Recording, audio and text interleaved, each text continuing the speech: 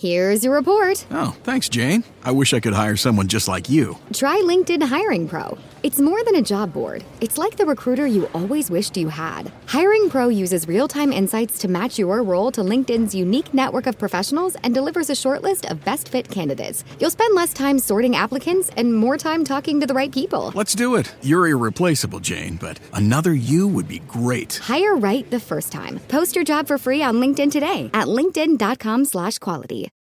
This episode is brought to you by Accenture. When your advertising operations fall out of sync, everything else follows. Spotify and Accenture are working together to reinvent the rhythm of ad sales, using automation, analytics, and smarter workflows to simplify campaign delivery and access better data across the business. The result? Less time spent on operations, more time connecting brands with the moments and fandoms that matter most. Learn more at accenture.com/Spotify. Welcome to Unbound, the podcast with Beth Curry, author, storyteller, and survivor. This is where books meet real life, where Beth reads chapters from her work and breaks free from the traditional audiobook format, diving deeper into the personal experiences, lessons, and liberation behind every page. Nothing is off limits. Let's get unbound. Hi, welcome back to Unbound, Season 4, Invisible Daughter. I'm Beth. In the last episode, I talked about the emotional janitor role in the sandwich generation. It's the daily grind of cleaning up emotional messes and also being pressed from multiple directions at once. Today, I'm going to talk about two things that fuel all of it and make it difficult to change. And that's the daughter's dilemma and the guilt machine. One is about the impossible choices that we face, and the other is kind of the internal system that makes those choices feel even more impossible than they already are. So imagine this moment, if you will. You receive big news, a career opportunity, an educational offer, a chance to build something you've worked towards. It would require more of your time, okay? Maybe more of your attention, maybe your geographic proximity to family needs to change. It's exactly what you've wanted. And then the phone rings, or a family member gets sick, or a crisis emerges, or the quiet, persistent pressure of expectation makes itself felt in your chest before anyone said anything. And suddenly the opportunity starts to feel overwhelming and selfish. This is the daughter's dilemma. The impossible choice between personal dreams and family duty, between the life you want to build and a life that's kind of been built around your availability. The dilemma is kind of constructed on a false binary, the idea that you have to choose between loving your family and building your own life. Maybe that personal ambition and family devotion are mutually exclusive. Maybe that the only way to prove your love is through the sacrifice of your own development. This binary is not true, but it feels true because we've been trained since childhood to measure our love by our willingness to give things up. And, I'm going to start personally here by saying I am presently struggling with this very thing, okay? I want to move out of the country I live in. There are a couple of small things that are preventing that, but there's a huge thing that's preventing it, and it's one that will hold me back, and that's my mom. I can't leave my mom behind.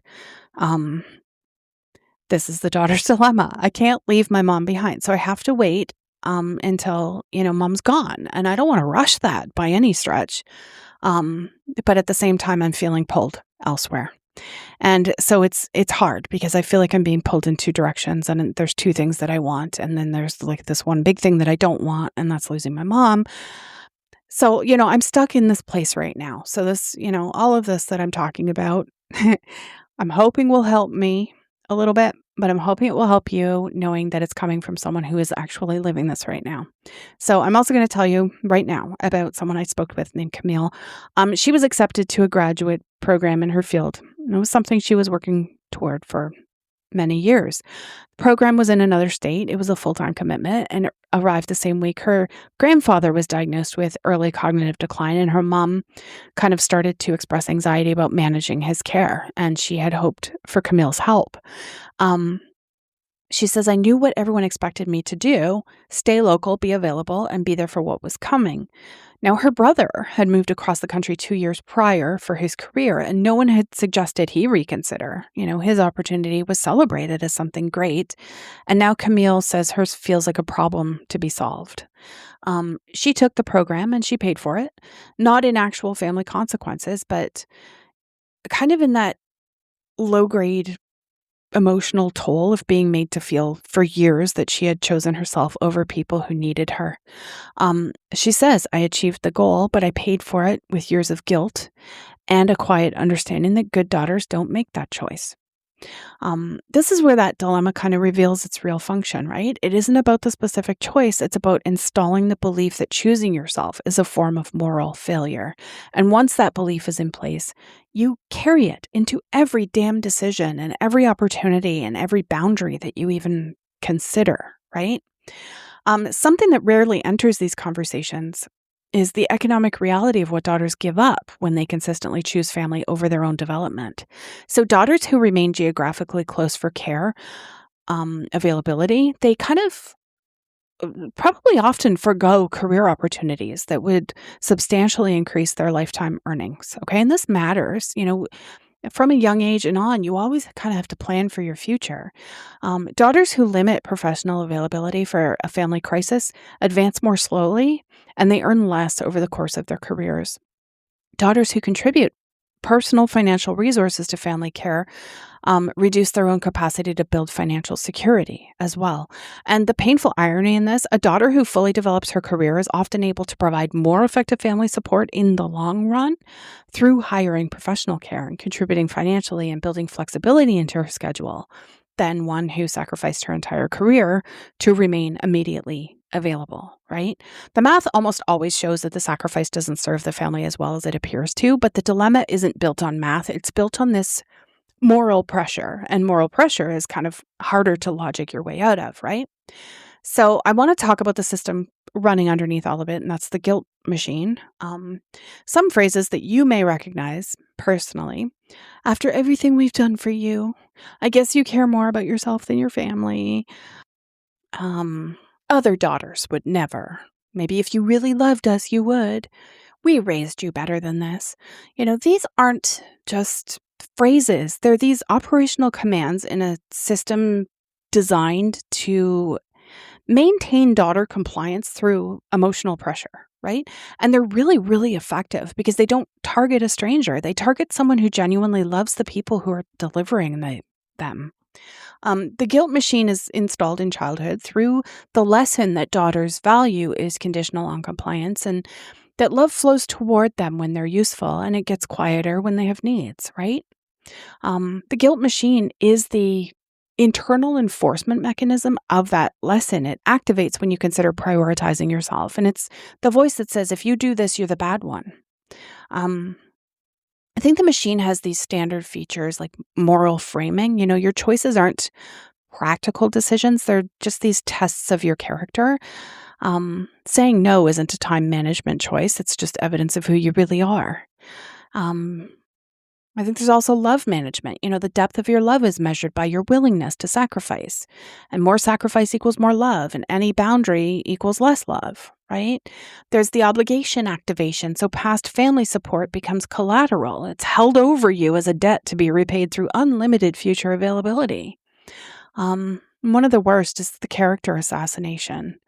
When you resist, you become a different person in the family narrative, right? You're selfish, or you're cold, or you're changed, or you don't care anymore. I'm going to tell you about Diane. She traces her guilt machine installation to a single childhood moment. She wanted to attend a friend's birthday party instead of a family obligation, and she chose the party. She said the response wasn't anger, it was quiet disappointment. It was a withdrawal of approval and the clear message that good family members choose family. She tells me this is when I learned the equation. Personal desires equal selfishness. Family sacrifice equals goodness. The worse I felt about choosing myself, the better person I was apparently being. By adulthood, the machine was running entirely on its own. Diane no longer needed external guilt delivery. She generated it by herself automatically the moment any self-serving choice entered her mind. She said, I don't need anyone to make me feel guilty anymore. I did it to myself before anyone else had the chance. See, the machine was running on its own power in this case, right? This is the most sophisticated aspect of the guilt machine. Once it's installed, it becomes self-operating. The family doesn't have to keep activating it. You do it for them. Now, one of the most important skills daughters can develop is learning to tell the difference between guilt-based obligation and genuine care, because they feel different and they lead to completely different kinds of giving, okay? So guilt-based obligation, you do the thing to make the terrible feeling stop. You say yes to avoid the consequence of no, and you sacrifice to escape the punishment of selfishness. And underneath the action, even when you do it with a smile, there is resentment because you didn't choose it. You were maneuvered into it. And genuine care, you do the things because you want to, because it aligns with your values and because you're giving from a place that has something to give. There's no resentment underneath because it was actually a choice. Now, the guilt machine blurs this deliberately, right? It makes obligation feel like love and resentment feel like evidence that you're pretty much not good enough, right? It keeps you giving more and more in search of the feeling of genuine care without ever addressing the dynamic, making the giving feel hollow. Now, I talked to Tanya. She spent 2 years in what she called a guilt detox, and she started by documenting every guilt-inducing message that she received from family members over several months, the specific phrases and the context and the emotional response that each one triggered. Then she started responding with questions rather than immediate compliance. She would say, what specifically do you need help with? And what options have you already explored? And how can we solve this together? The questions weren't unkind, she told me, but they put the problem back where it belonged, with the person who had it. Genius, really, Tanya, really. It took over a year, she said. The guilt didn't disappear, but she learned to distinguish between guilt that was accurate, telling her something genuinely needed attention, and guilt that was manufactured. It was designed to keep her available and compliant. She says, I actually provide better support now than I did when I was driven by guilt. When I help from a genuine place, I'm more present and more truly useful. The guilt-based helping was just going through the motions to escape punishment. So the daughter's dilemma and the guilt machine are not problems you can really think your way out of. Like everything else, they're these deeply embedded patterns, emotional and relational and cultural, for sure. And they took years to install and require patient, consistent work to change. What makes the work possible is exactly what we've been doing, naming it, right? Seeing it clearly and understanding that the impossible choice was constructed to feel impossible and that the guilt was engineered to keep you in place. And when you can see the machine, you have a choice about whether to let it run, right? Not perfectly, not all at once, but kind of gradually with support and practice, you start to respond to it differently. You begin to ask whether the guilt is accurate or if it's manufactured. And you begin to notice when a dilemma has been framed falsely. And you begin to consider that choosing yourself might not be the opposite of loving your family. It might be the most honest thing that you can do for all of you, right? So next episode, I'm going to look at how this whole system was built historically and culturally and why it lands so consistently on daughters rather than sons across virtually every culture on Earth. So if you've ever wondered whether this is just your family or something much bigger, this episode is your answer. Leave you with this question. The last time you felt guilty for something, was that guilt telling you something true or was it just keeping you in place? And this applies to anything outside of being an invisible daughter. Anything in life. The last time you felt guilty for something, was it telling you something true or was it keeping you in place? See you next time. Thanks for listening to Unbound with Beth Curry. Join the conversation in the Facebook group or visit author.bethcurry.com. Want to support the show? Head to ko-fi.com/unbound podcast. Until next time, stay unbound.